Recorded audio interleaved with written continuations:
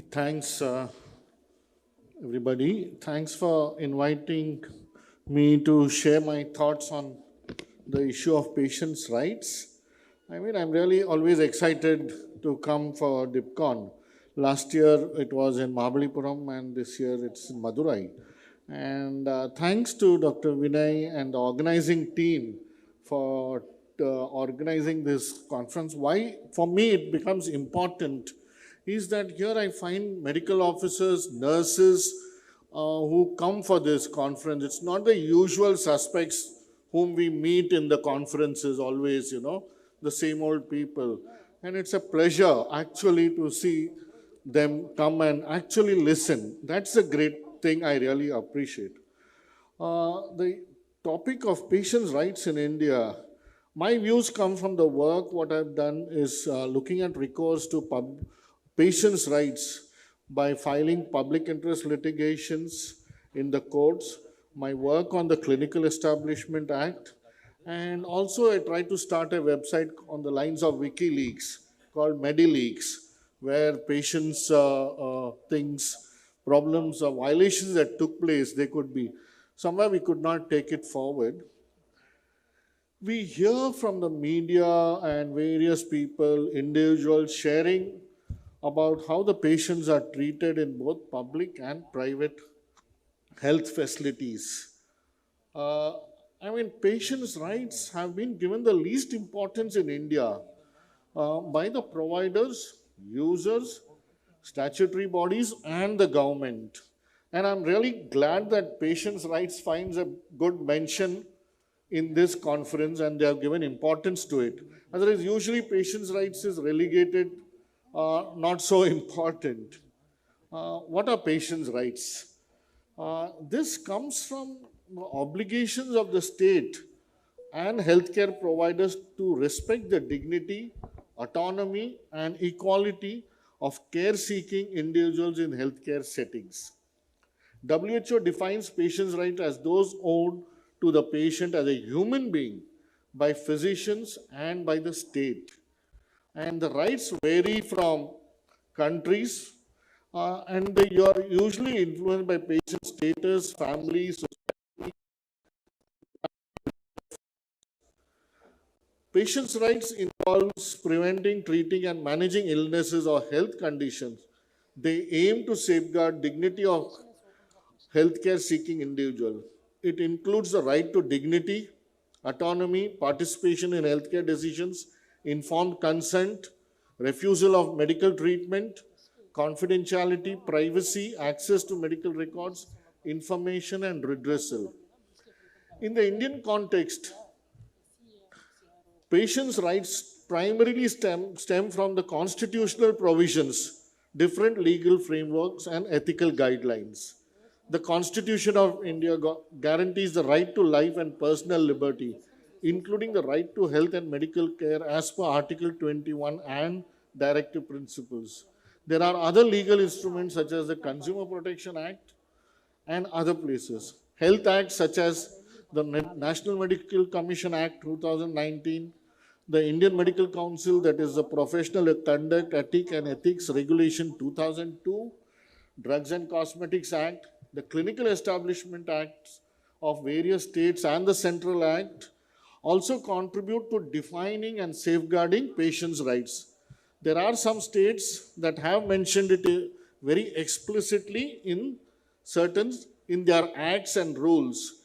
Kerala is one example where it has also mentioned that grievance redressal mechanism to be set up.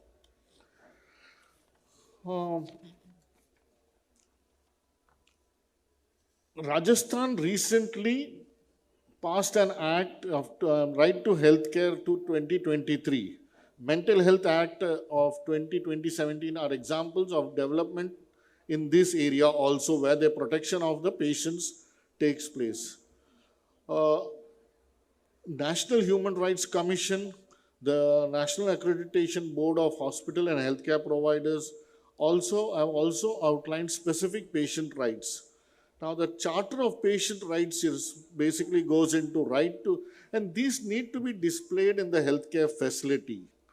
right to information, right to records and reports, right to emergency medical care, informed consent, right to second opinion, right to confidentiality, human dignity and privacy, transparency in rates and care according to prescribed rates wherever relevant, right to non-discrimination, right to safety, quality care according to standards, right to choose alternative treatment options if available, right to choose source for obtaining medicines or tests, right to proper referral and transfer, which is free from perverse commercial influences, right to protect for those involved in clinical trials and patient education, right to be heard and seek redressal. These are some of the rights that come under in the patient's rights.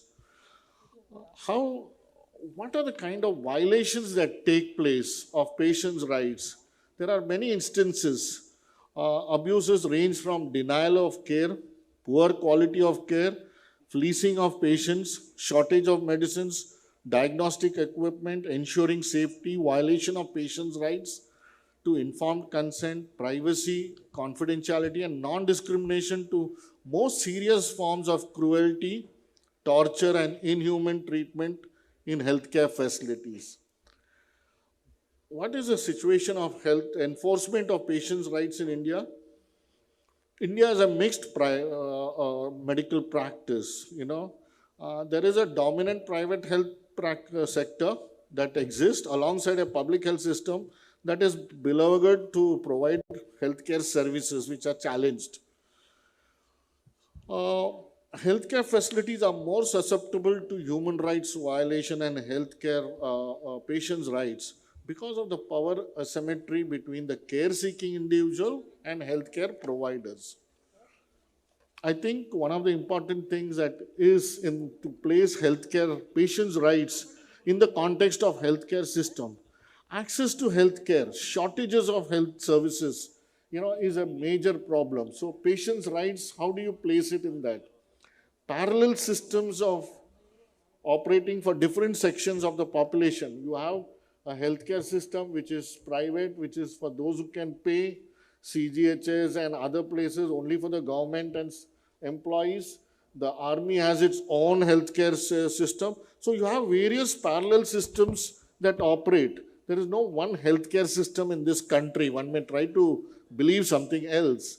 How do you place patients' rights in that context?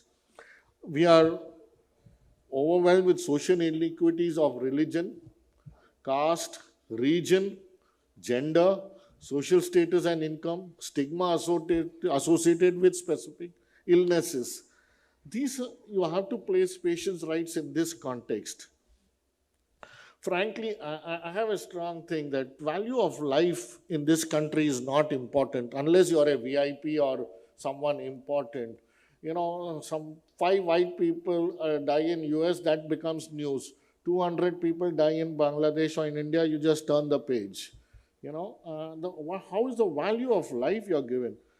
And frankly, I feel patients' rights is reflected on our day-to-day interaction in our personal and professional life. Let's just ask one question. How do we treat our maid servants? You look at the way we treat other human beings, and that reflects also on patients' rights. Physicians in India have always held disproportionate power over their patient. And classic paternalism in physicians' behavior is rule rather than an exception. Many studies have been undertaken, and they have found that patients themselves believed their ability to claim rights was linked to their ability to pay for services. And this is another thing that has come about is many doctors also believe that promoting patients' rights in resource-limited settings would trigger violence. Okay. Frankly, in our country, efforts to promote patients' rights in healthcare facilities are mere tokenism. What are the redressal mechanisms available? Usually in our country, we have courts, including consumer courts, the medical commission, that is the councils, any grievance redressal mechanisms if available at the facility. You can approach the higher order government functionaries, both elected and the bureaucracy, depending on what system is available. One of the things that is, I feel very important is to have a functioning patient grievance redressal systems to see that the rights of the individual seeking healthcare are protected. Many of the places we do not have grievance redressal mechanism. It requires any enforcement of patients' rights requires a collaborative effort of regulatory bodies, professional association, NGOs, patient support groups, and government.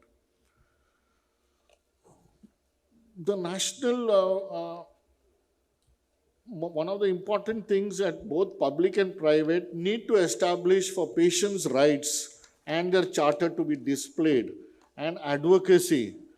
One of the suggestions is to have hospital committees in the lines of institutional committees that will ensure that patients' rights are protected in hospitals.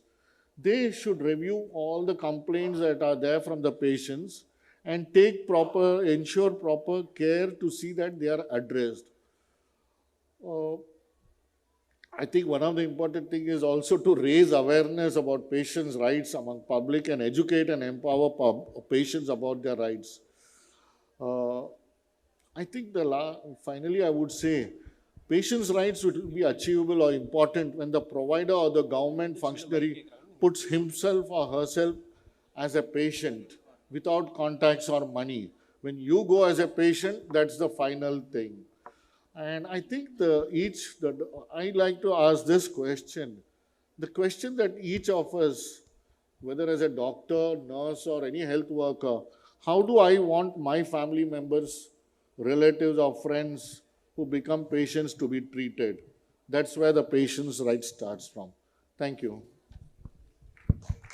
Yes, sir. Your ideas on patient rights in the current scenario, access to healthcare, stigma of specific illnesses, value of life provided by the system, and also stressing on the need for redressal mechanisms to be inbuilt into the system, and your ideas of how do I want my relatives to be treated by the system well resonates with the audiences. Now we open the session for any questions to the speaker.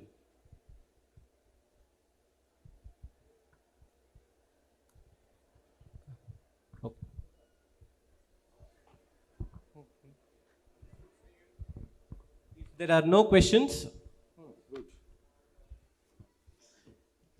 we request, on behalf of the organizers, we request Dr. Yoganand, Deputy Director and City Health Officer, to facilitate the speaker for the session, Dr. Sunil Nandraj, sir.